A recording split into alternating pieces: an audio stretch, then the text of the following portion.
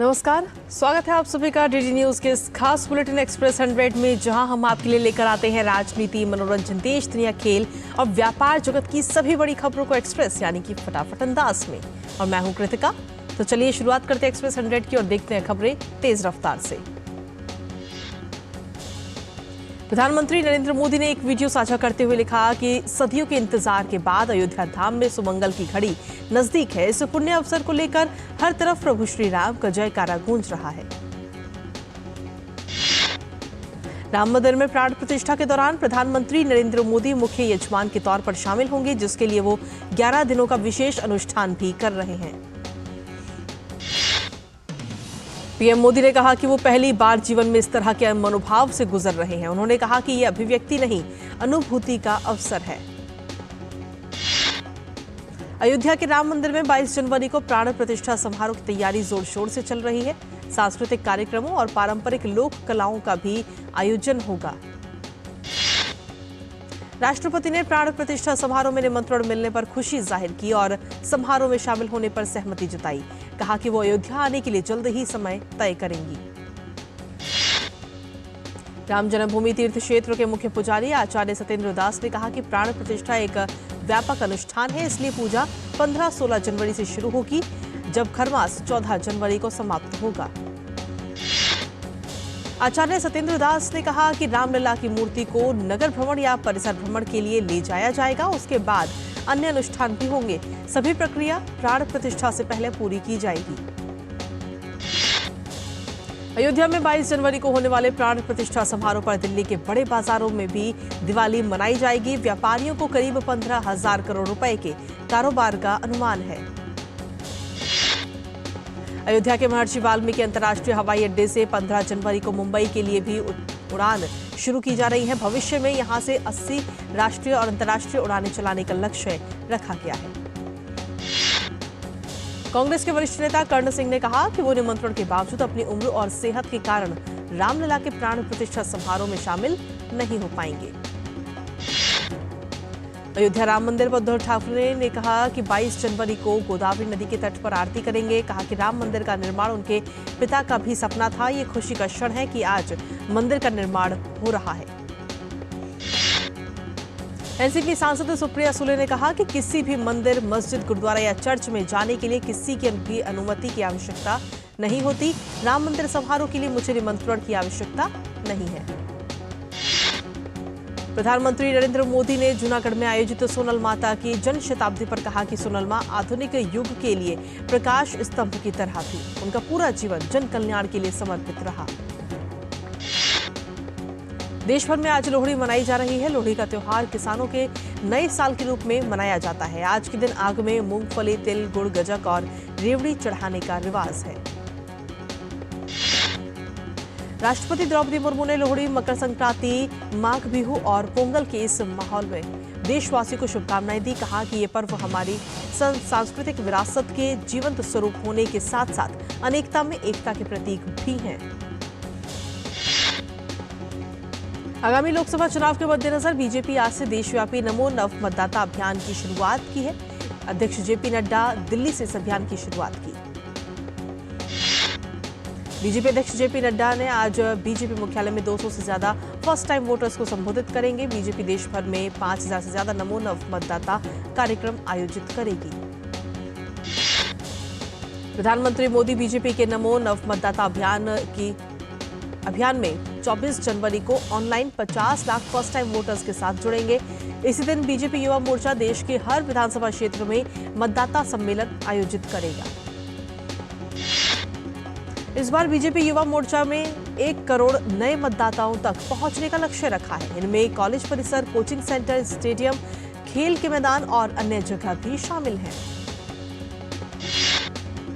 BJP ने असम के दिमा हसाओ जिले के अंतर्गत आने वाले उत्तरी कछार हिल्स स्वायत्त जिला परिषद के चुनाव में शानदार जीत दर्ज की है। भाजपा ने कुल 28 सीटों में से 24 पर परचम लहराया। शराब घोटाले में ईडी ने अरविंद केजरीवाल को चौथी बार फिर समन जारी किया है। अरविंद केजरीवाल को 18 जनवरी को पूछताछ के लिए बुलाया गया।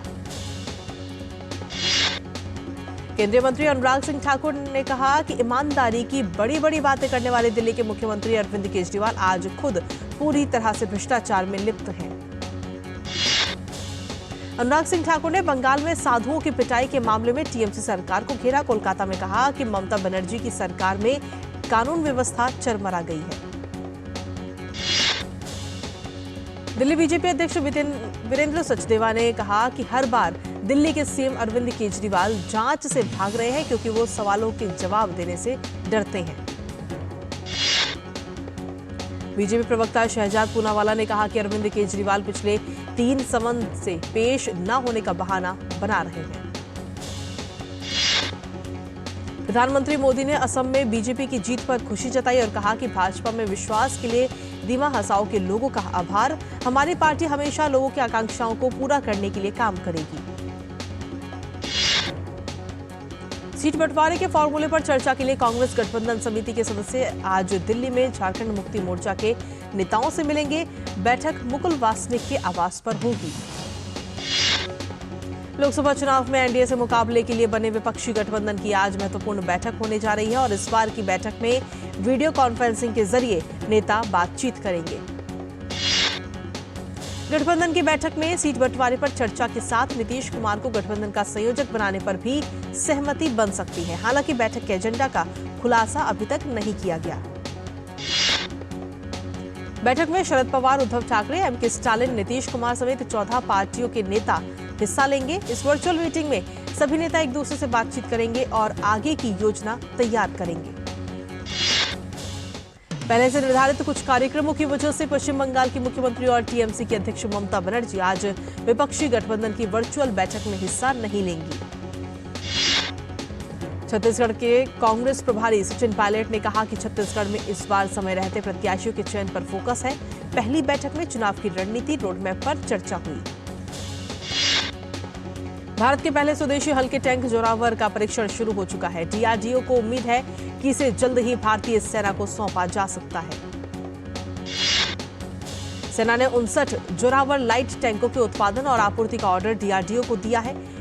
ये लॉर्सन एंड ट्रूबो के साथ मिलकर बनाए जा रहे हैं। भारतीय सेना 295 और हल्के टैंक खरीदने के लिए टेंडर निकालने वाली है। पुंछ जिले में आतंकी हमले के बाद सुरक्षा बलों ने पूरे इलाके को घेरकर आतंकियों के खिलाफ अभियान चलाया है। नाकेबंदी करके हर आने जाने वाले वाहन की बारीकी से जांच की जा रही है। उत्तर भारत में कड़ाके की ठंड पड़ रही है। राष्ट्रीय राजधानी दिल्ली में शीतलहर जारी है। लोग रैन बसेरों में शरण ले रहे हैं। राजधानी दिल्ली में आज न्यूनतम तापमान 3.6 डिग्री सेल्सियस दर्ज किया गया। ये इस मौसम में सबसे कम तापमान है। बीते कल न्यूनतम तापमान 3.9 डिग्री था। दिल्ली में फिलहाल घने कोहरे से राहत नहीं मिलने वाली है। मौसम विभाग ने कहा कि 14 और 15 जनवरी को घना कोहरा और इसके साथ मध्यम कोहरा रहने के भी आसार हैं। घने कोहरे के कारण दिल्ली से आने और जाने वाली ट्रेनों पर बुरा असर हो रहा है। हजरत निजामुद्दीन रेलवे स्टेशन से कई ट्रेनों में विलंब हो रहा है। मौसम विभाग के अनुसार पंजाब में आज से 15 जनवरी के बीच कोल्ड से गंभीर कोल्ड डे की स्थिति रहने की आशंका है। बिहार में कपकपाती ठंड का सितम जारी है। गया में 16 जनवरी तक स्कूलों को बंद किया गया। ठंड के कारण लोगों का जनजीवन भी प्रभावित हो रहा है। मौसम विभाग के अनुसार उत्तराखंड में अभी भीषण ठंड से राहत नहीं मिलने वाली है। अगले 4 दिन शीत दिवस जैसे हालात रहेंगे। रेल मंत्री अश्विनी वैष्णव ने अहमदाबाद में डेडिकेटेड फ्रेट कॉरिडोर वेस्ट के कंट्रोल रूम का निरीक्षण किया। कहा कि डेडिकेटेड फ्रेट कॉरिडोर का काम लगभग 80% पूरा हो चुका है। भारत की आर्थिक वृद्धि दर मजबूत आर्थिक बुनियाद के साथ चालू वित्त वर्ष में 6.9 से 7.2% के बीच रहने की उम्मीद है। डेलॉयट इंडिया ने अपनी तिमाही रिपोर्ट में ये कहा है। राष्ट्रीय सांख्यिकी कार्यालय के राष्ट्रीय आय के पहले अग्रिम अनुमान के अनुसार भारतीय अर्थव्यवस्था के वित्त वर्ष 2023-24 में 7.3% की दर से बढ़ने का अनुमान है, जो एक साल पहले 7.2% थी। डेलॉयट इंडिया की रिपोर्ट में कहा गया है कि भारतीय अर्थव्यवस्था में एक अंतर्निहित गति बन रही है। इसे आर्थिक बुनियाद में सुधार के रूप में देखा जा सकता है। बाजार नियामक सेबी ने कंसल्टेशन पेपर में ब्रोकर को यह निर्देश दिया है कि 4 अप्रैल तक इस तरह की व्यवस्था बनाई जाए कि ग्राहक खुद से अपना ट्रेडिंग अकाउंट ब्लॉक कर सके। सेबी के नए निर्देशों के अनुसार संदिग्ध हालत में ग्राहकों को 1 जुलाई के बाद उन्हें अपना ट्रेडिंग अकाउंट ब्लॉक करने या फिर अपना पैसा फ्रीज करने की सुविधा मिल सकती है। भारतीय रिजर्व बैंक ने पिछले 4-5 वर्षों में बैंक प्रणाली में व्यापक बदलाव का श्रेय केंद्रीय बैंक के समयबद्ध और सक्रिय रूप से लिए गए फैसलों को दिया है। भारतीय रिजर्व बैंक आरबीआई ने नियामक मानदंडों के उल्लंघन के लिए धनलक्ष्मी बैंक और पंजाब एंड सिंध बैंक सहित 3 बैंकों पर कुल 2.49 करोड़ रुपए का जुर्माना लगाया है।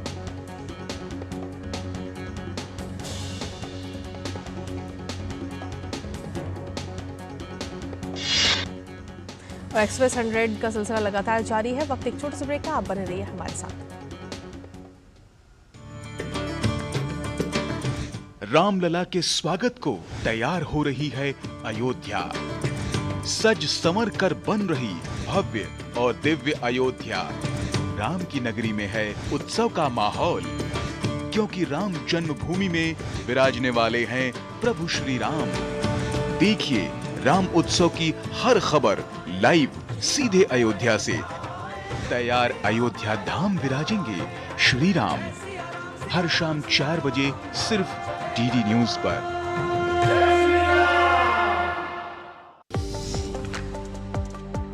सड़क दुर्घटना में प्राथमिक चिकित्सा का है विशेष महत्व। घायल व्यक्ति को सावधानी से निकालें, व्यक्ति की सांस व नब्ज जांच लें। चोट लगने पर तुरंत प्राथमिक उपचार आवश्यक है। खून बह रहा हो तो कपड़ा बांधकर रोकें। घायल व्यक्ति को खड़ा करने या चलाने की कोशिश बिल्कुल न करें। कैसे करें घायल व्यक्ति की सहायता? घायल व्यक्ति की गर्दन, पीठ व रीढ़ सीधी रखें। हड्डी टूटी हो तो लकड़ी का सहारा देकर उसे बांध दें। कुछ खास बातों का ध्यान रखें।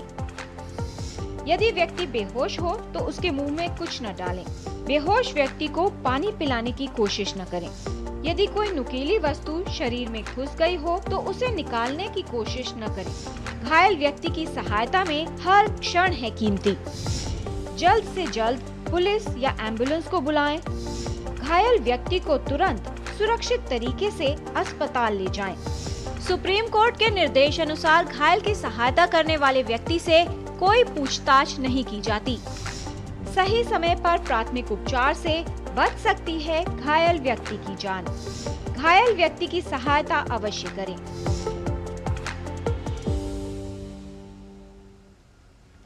और ब्रेक के बाद एक बार फिर से स्वागत है आप सभी का। वापस रुक करते हैं एक्सप्रेस 100 का। विदेश मंत्री एस जयशंकर और अमेरिका के व्यापार प्रतिनिधि कैथरीन तेई ने भारत अमेरिका व्यापार संबंधों में समग्र प्रगति को केंद्र में रखते हुए बातचीत की। केंद्रीय परिवहन मंत्री नितिन गडकरी ने चीनी मिल मालिकों को आश्वासन दिया है कि उन्हें चिंता करने की जरूरत नहीं है। सरकार की नीति के कारण उनकी समस्याओं का समाधान अप्रैल के बाद निकाला जाएगा। अंतर्राष्ट्रीय गन्ना सम्मेलन में नितिन गडकरी ने कहा कि भारत में एक दिन ऊर्जा का निर्यातक बन जाएगा और ऐसा करने के लिए कृषि को विकसित करने की जरूरत है। कोयला मंत्रालय वाणिज्यिक कोयला खदान नीलामी में निवेशकों की भागीदारी बढ़ाने के लिए रांची में बैठकें आयोजित करेगा। कोयला सचिव अमृत लाल मीना मुख्य अतिथि होंगे। सरकार ने अब तक 299 खदानों को छोड़ा है या बंद के रूप में चिन्हित किया है। कोल इंडिया लिमिटेड ने इन खदानों को बंद करने की दिशा में सक्रिय कदम उठाए हैं। खदान बंद करने के ढांचे को मजबूत करने और सर्वोत्तम अंतर्राष्ट्रीय प्रक्रियाओं को अपनाने के लिए मौजूदा खदान योजना दिशा निर्देशों की समीक्षा करने के लिए एक विशेषज्ञ समिति नियुक्त की गई है। अमेरिका में शीतकालीन तूफान के कारण अब तक 2400 से ज्यादा उड़ानों में देरी हुई है और 2000 से ज्यादा रद्द कर दी गई हैं, जिससे सैकड़ों यात्री अमेरिकी हवाई अड्डों पर फंस गए। अमेरिका के आयोवा राज्य में बर्फीले तूफान की स्थिति बन गई है। उड़ती बर्फ और ठंडी हवाएं यात्रा को खतरनाक बना रही हैं। अमेरिका के कई राज्यों में खराब मौसम के कारण अगले हफ्ते तक बने रहने की उम्मीद है। मौसम विभाग का अनुमान है कि तापमान 0 से 3 डिग्री नीचे पहुंच सकता है। ताइवान में राष्ट्रपति और संसद के लिए मतदान चल रहा है। राष्ट्रपति त्साई इंग-वेन और राष्ट्रपति पद के उम्मीदवार लाई चिंग-ते ने भी मतदान किया। ताइवान में प्रमुख रूप से डीपीपी और ताइवान पीपल पार्टी के बीच मुकाबला है। डीपीपी यहां पिछले 8 वर्षों से सत्ता पर काबिज है। वर्तमान राष्ट्रपति त्साई इंग-वेन ने अपना 2 कार्यकाल पूरा कर लिया है। ताइवान के चुनाव में आगे चल रहे डेमोक्रेटिक प्रोग्रेसिव पार्टी के उम्मीदवार लाई चिंग-ते का चीन विरोध कर रहा है। वो देश की स्वतंत्रता के समर्थक माने जाते हैं। चीन ने ताइवान के मतदाताओं से कहा है कि वो शांति और युद्ध में से एक को चुने। चीन के खतरे के अलावा भी वोटर के सामने कई अन्य मुद्दे हैं। इनमें महंगे आवास और धीमी होती अर्थव्यवस्था जैसे बड़े मुद्दे शामिल हैं। संयुक्त राष्ट्र सहायता प्रमुख ने गजा में संघर्ष विराम का नए सिरे से आह्वान किया। साथ ही युद्ध समाप्त करने के लिए संयुक्त राष्ट्र की कार्रवाई करने को कहा।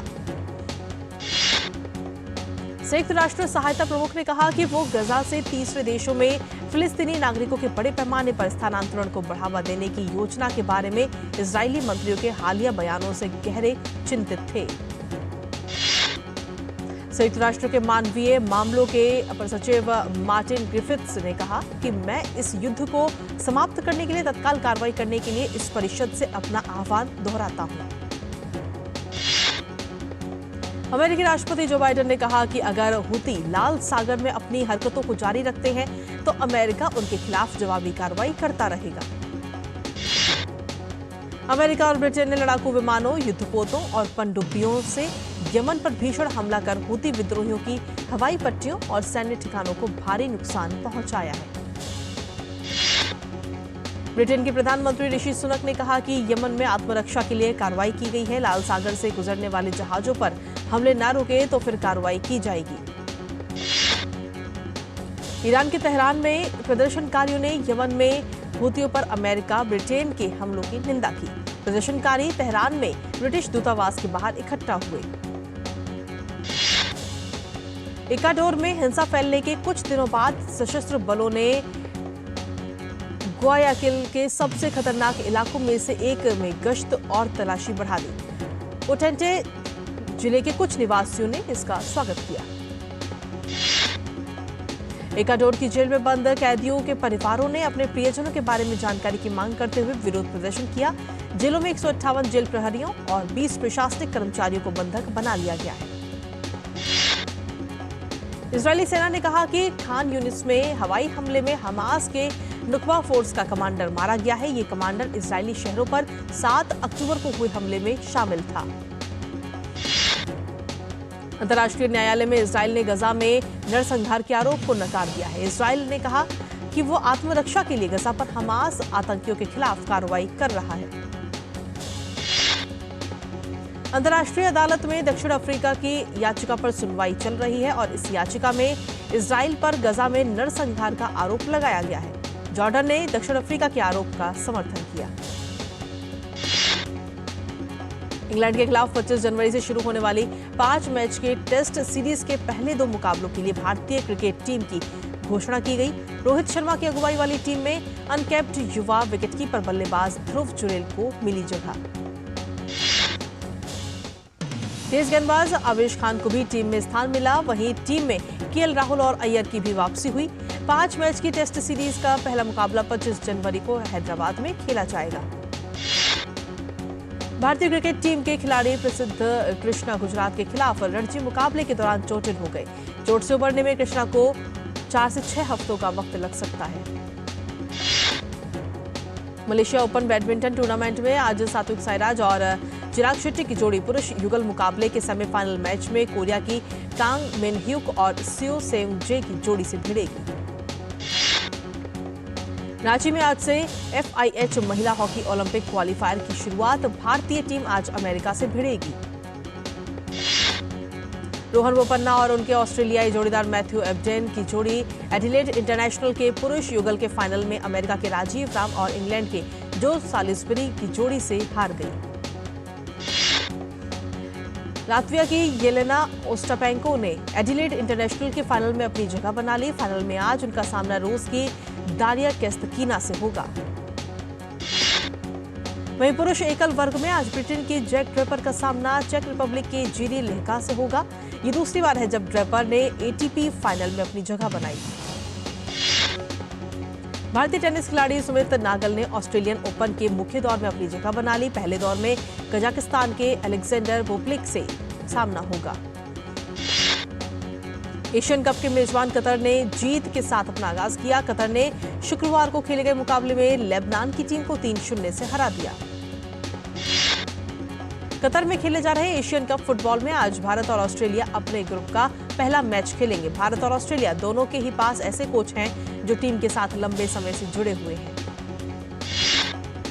भारत का अभियान एशियन कप में प्रदर्शन निराशाजनक रहा है। पिछले 2 संस्करण में भारतीय टीम ग्रुप स्टेज से बाहर हो गई थी। हालांकि इस बार टीम के कोच को उम्मीद है कि उनकी टीम तकनीकी रूप से मजबूत है। अफ्रीका कप ऑफ नेशंस की मेजबानी कर रहे आइवरी कोस्ट की टीम आज देर रात गाइनिया बिसाऊ की टीम से भिड़ेगी। आइवरी कोस्ट की टीम साल 1992 और 2015 में इस खिताब को अपना बना चुकी है। इंग्लिश प्रीमियर लीग में ल्यूटन टाउन और बर्नले के बीच खेला गया मुकाबला 1-1 से ड्रॉ रहा। जर्मन बुंदेसलीगा में बायर्न ने हॉफेनहेम की टीम को 3-0 से हराया। मुकाबले में हैरी केन ने किया बुंदेसलीगा में सीजन का 22वां गोल। हिमाचल प्रदेश मंत्रिमंडल ने राज्य में फिल्म निर्माण को बढ़ावा देने और सुविधा प्रदान करने के लिए हिमाचल प्रदेश फिल्म नीति 2024 को मंजूरी दे दी। साउथ सिनेमा के सुपरस्टार धनुष की कैप्टन मिलर ने एक ही दिन में 8.65 करोड़ से ओपनिंग ली है। पैन इंडिया लेवल पर रिलीज हुई कैप्टन मिलर को वर्ल्ड वाइड 1600 स्क्रीन पर रिलीज किया गया। मशहूर गायक कैलाश खेर को भी अयोध्या में प्राण प्रतिष्ठा समारोह में आमंत्रित किया गया है। इस अवसर पर कैलाश खेर ने कहा कि वो बेहद भावुक हैं। रकुलप्रीत सिंह और उनके बॉयफ्रेंड जैकी भगनानी इन दिनों अपनी शादी को लेकर चर्चा में हैं। हाल ही में होने वाले दूल्हा दुल्हन शादी की तैयारियों के बीच भगवान राम के दर्शन करने पहुंचे। टीवी एक्ट्रेस हिना खान इन दिनों धार्मिक यात्रा पर मक्का गई हुई हैं। ये उनका दूसरा उम्रा है और एक्ट्रेस ने अपना अनुभव साझा करते हुए कई तस्वीरें और वीडियो इंस्टाग्राम पर पोस्ट किए। साथ ही उन्होंने बताया कि ये करना महिलाओं के लिए कितना मुश्किल है। माइकल जैक्सन की बायोपिक की रिलीज की तारीख जारी हुई। 18 अप्रैल 2025 को एंटोनी फुक्का के निर्देशन में बनी ये फिल्म सिनेमाघरों में दस्तक देगी। माइकल जैक्सन का किरदार उनके भतीजे जाफर जैक्सन निभाएंगे।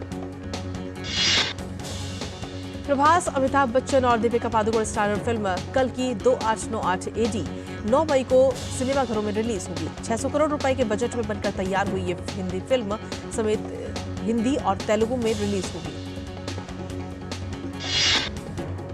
अभिनेता Keanu Reeves the book of elsewhere नामक एक नया उपन्यास लेकर आ रहे हैं। इसे उन्होंने लेखक चाइना मिविले के साथ मिलकर लिखा है। ये पुस्तक 2021 में रिलीज हुई कॉमिक बुक श्रृंखला BRZRKR से प्रेरित है। पंकज त्रिपाठी ने स्वेच्छा से भारत के चुनाव आयोग के राष्ट्रीय आइकन का पद छोड़ दिया है, क्योंकि अभिनेता मैं अटल हूं में एक वास्तविक जीवन के राजनीतिक व्यक्ति की भूमिका निभा रहे हैं।